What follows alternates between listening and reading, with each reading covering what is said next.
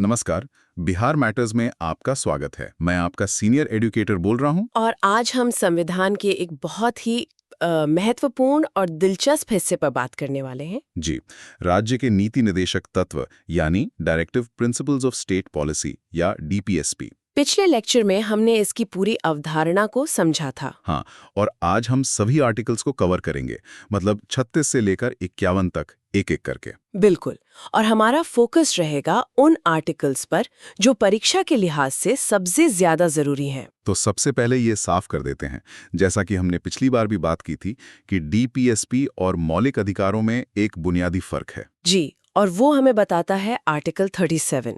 ये कहता है कि डीपीएसपी कोर्ट में लागू नहीं किए जा सकते। Non enforceable. हाँ, लेकिन, और ये बहुत जरूरी है, ये देश के शासन के लिए मौलिक है, fundamental to the governance of the country. मतलब सरकार इन्हें अनदेखा नहीं कर सकती। ये एक तरह से सरकार के लिए एक नैतिक रोड मैप है। बिल्कुल, एक नैतिक रोड मैप। चलिए तो इसी के साथ शुरू करते हैं आर्टिकल 36 से। आर्टिकल 36 तो बस राज्य की परिभाषा देता है ना? जी, इसमें कहा गया है कि इस भाग के लिए राज्य का वही अर्थ है जो भाग 3 यानी मौलिक अधिकारों के लिए है। ठीक है, ये तो सरल था। अब आते हैं आर्टिकल 38 पर, जो मुझे लगता है डीएसपी के लक्ष्य को बताता है। सही कहा। आर्टिकल 38 बात करता है एक कल्याणकारी राज्य यानी वेलफेयर स्टेट की स्थापना की। वेलफेयर स्टेट, ये शब्द हम बहुत सुनते हैं। इसका असल मतलब क्या है? इसका सीधा सा मतलब है कि राज्य की जिम्मेदारी सिर्फ कानून व्यवस्था बनाए रखना नहीं है। अच्छा। राज्य की जिम्मेदारी है कि वो एक ऐसी सामाजिक व्यवस्था बनाए जहां सभी को सामाजिक, आर्थिक और राजनीतिक न्याय मिले। और ये असमानता को कम करने की भी बात करता है ना? जी, आय, प्रतिष्ठा और अवसरों की असमानता को कम करना भी इसका एक मुख्य उद्देश्य है। तो ये एक बहुत बड़ा लक्ष्य है। अब इस लक्ष्य को पाने के लिए संविधान कुछ कॉन्क्रीट, मतलब ठोस सिद्धांत देता है। हाँ, और यहीं से शुरू होता है आर्टिकल 39, जो कि बहुत ज्यादा महत्वपूर्ण है। आर्टिकल 39? इसमें तो कई बातें हैं। जी, ये राज्य के लिए कुछ नीतियों बताता है, जैसे सभी नागरिकों को, चाहे वो पुरुष हों या महिला, आजीविका के समान अवसर मिले। और समान काम के लिए समान वेतन की बात भी इसी में है। हाँ, equal pay for equal work का जो सिद्धांत है वो आर्टिकल 39D से ही आता है। ये बहुत बार पूछा गया है। अच्छा। और ये भी कहता है कि देश के संसाधनों का बंटवारा इस तरह हो कि उससे सबका भला हो, न कि धन कुछ ही हाथों में सिमट कर रह जाए। मतलब धन के केंद्रीकरण को रोकना। बिल्कुल। और साथ ही श्रमिकों और बच्चों के स्वास्थ्य का संरक्षण। ठीक है।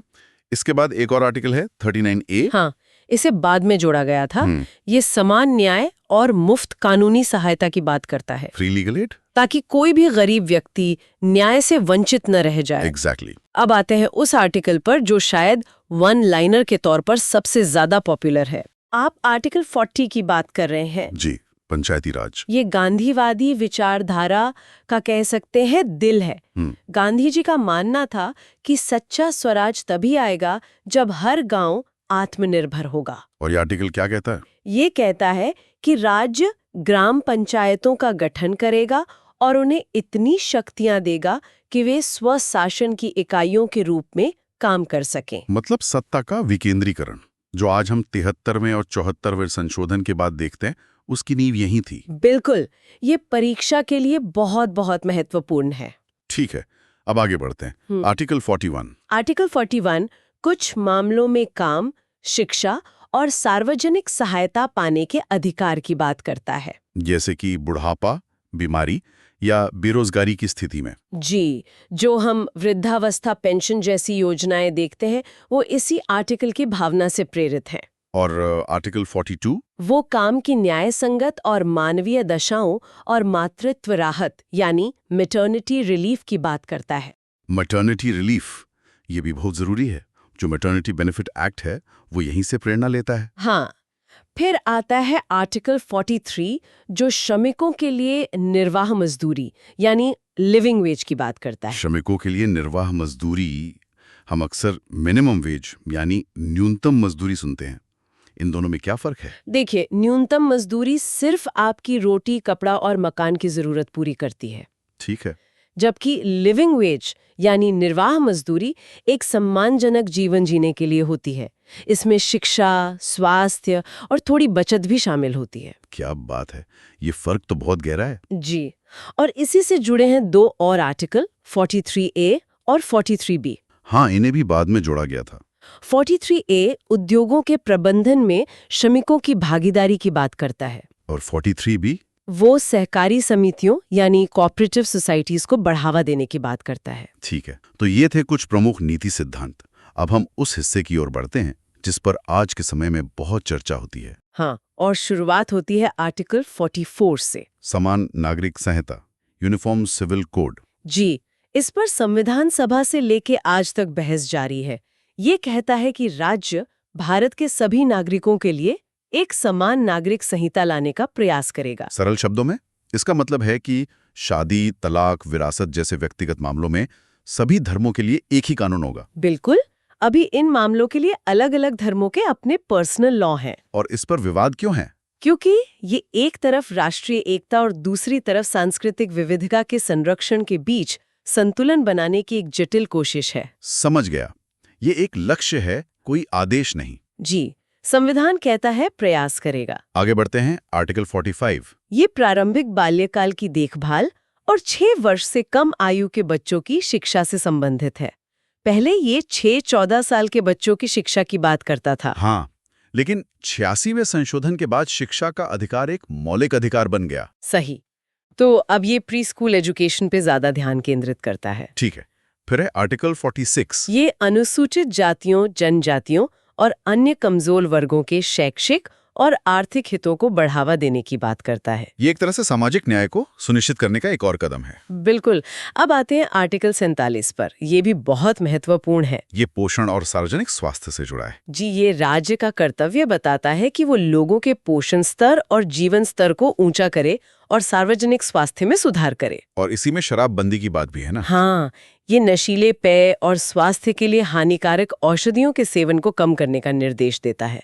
कई राज्यों में जो शराबबंदी कानून है वो इसी आर्टिकल से शक्ति लेते हैं। अच्छा, अब कृषि और पशुपालन के बारे में बात करते हैं, आर्टिकल 48। ये कृषि और पशुपालन को आधुनिक और वैज्ञानिक प्रणालियों से संगठित करने की बात करता है। और इसी में गौ हत्या पर प्रतिबंध का भी आधार मिलता है। जी, गायों, बछड़ों और अन्य दुधारू पशुओं की नस्लों के संरक्षण और सुधार तथा उनके वध पर रोक लगाने का निर्देश देता है। ठीक है, अब एक और बहुत ही प्रासंगिक आर्टिकल, आर्टिकल 48। पर्यावरण का संरक्षण। ये तो मूल संविधान में नहीं था। नहीं, इसे 42वें संशोधन 1976 में जोड़ा गया था।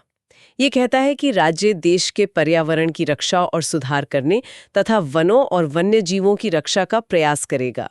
आज के समय में तो ये शायद सबसे जरूरी आर्टिकल्स में से एक है। निश्चित रूप से। तो अब हम अंतिम भाग में आ गए हैं, संस्थागत और अंतर्राष्ट्रीय सिद्धांत। हाँ, आर्टिकल 49 से शुरू करते हैं। ये राष्ट्रीय महत्व के स्मारकों, स्थानों और वस्तुओं का संरक्षण करने की बात करता है, हमारी ऐतिहासिक धरोहर को बचाने के लिए। जी। फिर है आर्टिकल 50 जो कि लोकतंत्र के लिए बहुत जरूरी है। न्यायपालिका का कार्यपालिका से पृथक्करण, separation of judiciary from executive. हाँ, इसका मतलब है कि न्यायपालिका को स्वतंत्र रूप से काम करना चाहिए बिना किसी सरकारी दबाव के, ताकि न्याय निष्पक्ष हो सके। बिल्कुल। और अब अंतिम आर्टिकल 51। ये भारत की विदेश नीति का आधार है। ये अंतर्राष्ट्रीय शांति और सुरक्षा को बढ़ावा देने की बात करता है, राष्ट्रों के बीच न्यायपूर्ण संबंध बनाए रखना और अंतर्राष्ट्रीय कानूनों का सम्मान करना। जी, हमारा जो पंचशील का सिद्धांत है या गुट निरपेक्षता की नीति थी, उन सब की जड़ें इसी आर्टिकल में है। क्या बात है। तो ये थे 36 से 51 तक सभी DSPs। अगर हमें परीक्षा के लिए इसे जल्दी से रिवाइज करना हो तो सबसे महत्वपूर्ण कौन से होंगे? देखिए, वैसे तो सभी जरूरी हैं, पर अगर टॉप 5 की बात करें तो आर्टिकल 39, 40, 44, 47 और 48A सबसे ज्यादा पूछे जाते हैं। 39 समान काम समान वेतन, 40 पंचायती राज, 44 समान नागरिक संहिता, 47 पोषण और स्वास्थ्य और 48A पर्यावरण। एकदम सही। और ये याद रखना है कि DPSP संविधान के भाग 4 में है।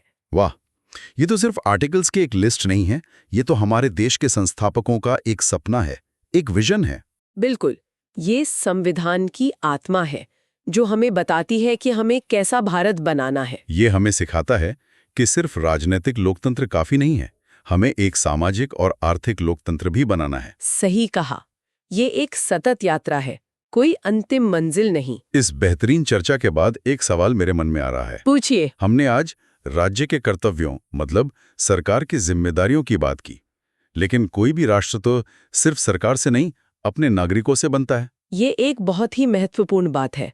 अधिकार और कर्तव्य एक ही सिक्के के दो पहलू हैं। तो मेरा सवाल यही है कि क्या हमारे संविधान में नागरिकों के कर्तव्यों का भी कोई जिक्र है, और राज्य के इन महान लक्ष्यों को पाने में एक नागरिक की क्या भूमिका हो सकती है? इसी सवाल के साथ हम अपने अगले लेक्चर की नींव रख रहे हैं। तो अगले लेक्चर में हम पढ़ेंगे मौलिक कर्तव्य यानी फंडामेंटल ड्यूटीज और उनका संवैधानिक महत्व। ये था आज का लेक्चर बिहार मैटर्स पर। याद रखिए, पॉलिटी स्ट्रांग होगा तो जीएस का बेस स्ट्रांग होगा।